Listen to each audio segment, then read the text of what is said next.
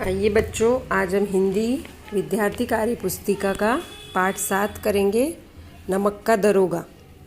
ये विधा कहानी है और इसमें जो कौशल है वो आलोचनात्मक और समीक्षात्मक, दृष्टिकोण का विकास, वाक्य एवं उसके प्रकार, काल, मुहावरे और लोकोक्तियाँ हैं। अब हम पाठ पढ़ेंगे। नमक का दरोगा। बात उस समय की है जब नमक का नया दफ्तर बना था। कुदरत द्वारा बनाई गई वस्तु का इस्तेमाल होना बंद हो गया था। तब लोग नमक का व्यापार चोरी छिपे करने लगे। अफसरों को रिश्वत मिलती थी। पटवारी भी अपनी नौकरी छोड़कर नमक का दरोगा बनना चाहते थे। वकीलों का भी जी ललचाता था। मुंशी वंशीधर भी इन सब बातों को समझते हुए रोजगार की खोज में निकले। वंशीधर के पिता अनुभवी थे। कहने लगे, बेटा, घर की हालत देख रहे हो, कर्ज से दबे जा रहे हैं। लड़कियां हैं, यह घास फूस की तरह बढ़ती जाती हैं।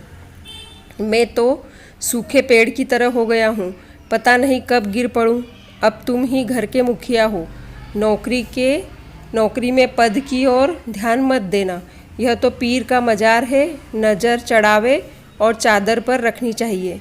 ऐसा काम देखना जिसमें ऊपर की आमदनी हो। महीने में तो तनख्वाह मिलती है, वह तो पूर्णमासी के चांद के समान है, जो एक दिन दिखाई देता है और घटते घटते समाप्त हो जाता है, जिससे प्यास बुझती है और न बरकत होती है। इन सब बातों की गांठ बांध लो। किस्मत से वंशीधर को नमक के दरोगा की नौकरी मिल गई। जाड़े की रात थी। नमक के सिपाही चौकीदार नशे में मस्त थे। वंशीधर को यहाँ आए थोड़ा ही समय हुआ था। वंशीधर ने अपनी साख बना ली थी। कुछ ही क्षणों में नदी के बहाव की तरह गाड़ियों का शोर सुनाई दिया। सब उठ खड़े हुए। जरूर कोई गड़बड़ है। जल्दी से वर्दी पहनी, तमंचा जेब में रखा और घोड़े पर बैठ पुल के पास जा पहुँचे। वंशीधर ने पूछा, किसकी गाड़ियाँ हैं? पंडित आलोपी दिन की। कौन आलोपी दिन? दातागंज के जाने माने जमींदार, लाखों रुपए का लेन देन करते हैं। गाड़ियों में नमक के बोरे थे। कुछ गाड़ीवान आलोपी दिन के पास गए और बोले, महाराज, दरोगा ने गाड़ियां रोक दी है, आपको बुला रहे हैं। पंडित जी बोले, स्वर्ग में भी लक्ष्मी का ही राज है। न्याय और नीति सब लक्ष्मी के खिलौने हैं। आलोपी दिन ने नए नमक के दरोगा वंशीधर से कहा, बाबूजी, कहिए, हमसे कौन सी भूल हो गई कि आप हमारी गाड़ियां रोक दी? वंशीधर सख्ती से बोले, यह सरकार का हुक्म है। वंशीधर ईमानदार था। कड़कड़ाकर बोले, मैं नमक हराम नहीं हूँ जो अपना ईमान बेचते रहते हैं। मैं कायदे कानून के हिसाब से चलता हूँ। जमादार बदलू सिंह। जी हुजूर। इन्हें गिरफ्तार कर लो। पंडित जी ने 40,000 तक की पेशकश कर दी, लेकिन वंशीधर नहीं पहुँचे।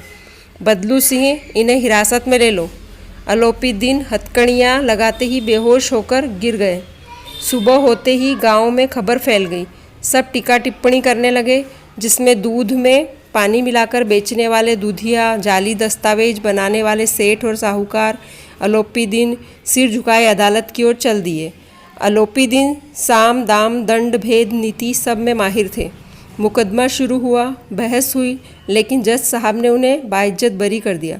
जज ने कहा, पंडित आलोपी दिन पर लगाए गए आरोप झूठे और भ्रम में डालने वाले हैं। फैसला सुनकर वकील उछल पड़े। वंशीधर को आज एहसास हुआ कि संसार में न्याय, ईमानदारी सब ढोंग है। वंशीधर ने घर पहुंचते ही बूढ़े मुंशी बोले, जी चाहता है कि तुम्हारा और अपना सिर फोड़ लूं। माँ बाप को बड़ा दुख हुआ। उनकी जगन्नाथ और रामेश्वरम की यात्रा मिट्टी में मिल गई। कुछ दिन बीत गए। सांझ के समय बूढ़े मुंशी जी बैठे राम नाम की माला जप रहे थे। उसी समय उनके दरवाजे पर रथ रुका। हरे और गुलाबी पर्दे, सुंदर बैल, गर्दन के नीले धागे, सींग पीतल के जड़े हुए। कई नौकर लाठियां कंधे पर रखे हुए थे। गुरु मुंशी देखते ही दौड़े। बोले, पंडित जी, हमारा सौभाग्य है कि आप मेरे घर आए। मैं आपको क्या मुंह दिखाऊं? मुंह पर कालिख लगी हुई है। लड़का निकम्मा है। आलोपी दिन ने वंशीधर से कहा, दरोगा जी, इसे खुशामद मत समझिए। उस रात अधिकार बल से मुझे अपनी हिरासत में लिया था, किंतु आज मैं अपनी मर्जी से आया हूँ। वंशीधर समझ गए कि वह मुझे लज्जित करने आया है। वंशीधर बोले, यह आपकी उदारता है।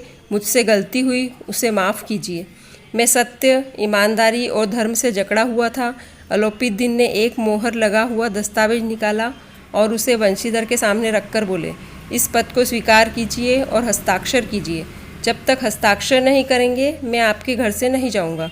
पंडित जी ने अपनी सारी जायदाद की देखभाल के लिए उन्हें हमेशा के लिए नियुक्त कर दिया। अलोपीदीन ने कलमदान से कलम निकाली और हस्ताक्षर करने को कहा। पंडित जी बोले, ईश्वर तुम्हें हमेशा वही नदी के किनारे वाला गुस्सेल, धर्म की रक्षा करने वाला और कठोर दरोगा बनाए रखे। कांपते हाथों से उसने कागज पर हस्ताक्षर कर दिए। अलोपीदीन ने खुशी से वंशीधर को गले से लगा लिया।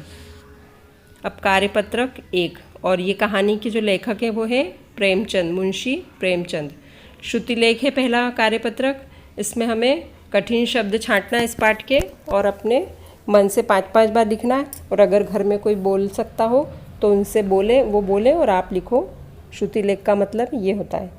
कार्यपत्रक 2, रेखांकित वाक्यों के स्थान पर उचित मुहावरों का प्रयोग करके वाक्यों को पुनः लिखिए। पहला है, जब मैंने रिया से घड़ी मांगी तो उसने ऐन मौके पर मना कर दिया। इसके 4 मुहावरे दिए हैं। इनमें से कौन सा आएगा? अंगूठा दिखाना, अगर मगर करना, अपने पैरों पर कुल्हाड़ी मारना, आँखों में धूल झोंकना। तो इसका उत्तर आएगा अंगूठा दिखाना। तो हम इसका वाक्य बनाएंगे, जब मैंने रिया से घड़ी मांगी तो उसने अंगूठा दिखा दिया। दूसरा, तुम समझदार बनो, साधारण बात को बड़ा चढ़ाकर कहना अच्छा नहीं। इसमें 4 मुहावरे दिए। 420 होना, बाल की खाल निकालना, तिल का ताड़ बनाना, लकीर का फ़कीर होना। अब हम वाक्य बनाएंगे। इसका उत्तर है बाल की खाल निकालना। तुम समझदार बनो, साधारण बात की बाल की खाल निकालना अच्छा नहीं। ये हो गया हमारा वाक्य। तीसरा है, हमारी अध्यापिका बिना सोचे विचारे किसी पर भी विश्वास कर लेती हैं। इसमें 4 मुहावरे हैं। अपना उल्लू सीधा करना, आँख मूंद कर विश्वास करना, आँखों में रात बिताना, आँखों में धूल झोंकना। इसका उत्तर है आँख मूंद कर विश्वास करना। इसका वाक्य बनेगा, हमारी अध्यापिका आँख मूंद कर विश्वास कर लेती है। ये हो गया हमारे वाक्य प्रयोग। अब कार्यपत्रक 3, निम्नलिखित पंक्तियों को ध्यान से पढ़ें और नीचे दिए गए प्रश्नों के उत्तर लिखें। जैसे अपठित गद्यांश होता है ना, वैसे ये पठित गद्यांश है। अभी हमने पाठ पढ़ा उसी का है। नौकरी में ओहदे की ओर ध्यान मत देना, यह तो पीर का मजार है, नज़र चादर और चढ़ावे पर रखनी चाहिए। ऐसा काम ढूंढना जहाँ कुछ ऊपरी आय हो। मासिक वेतन तो पूर्णमासी का चांद है, जो एक दिन दिखाई देता है और घटते घटते लुप्त हो जाता है। ऊपरी आय बहुत बहता हुआ स्रोत है, जिससे सदैव प्यास बुझती है। वेतन मनुष्य देता है, इसी से उसमें वृद्धि नहीं होती। ऊपरी आमदनी ईश्वर देता है, इसी से उसकी बरकत होती है। तुम स्वयं विद्वान हो, तुम्हें क्या समझाऊं। अब इसमें प्रश्न दिए हैं, इस पैराग्राफ से उत्तर छांट के लिखना है। पहला प्रश्न है, मासिक वेतन को पूर्णमासी का चांद क्यों कहा गया है। इसका उत्तर लिखेंगे, क्योंकि जैसे पूर्णमासी का चांद माह में एक बार आता है और फिर घटता जाता है, इसी प्रकार मासिक वेतन भी एक बार मिलता है और फिर धीरे धीरे घटता जाता है और ख़त्म हो जाता है। प्रश्न 2, क्या आप एक पिता के इस वक्तव्य से सहमत हैं। नहीं, मैं इससे सहमत नहीं हूँ। अगर आप सहमत हो तो आप लिख सकते हो इसमें कि हाँ मैं सहमत हूँ। ये मैंने अपनी विचार लिखे, नहीं मैं इससे सहमत नहीं हूँ। प्रश्न 3 है, ओहदा, निगाह, पीर का मज़ार, इसमें नुक्ता लगा है, इसको मज़ार पढ़ेंगे।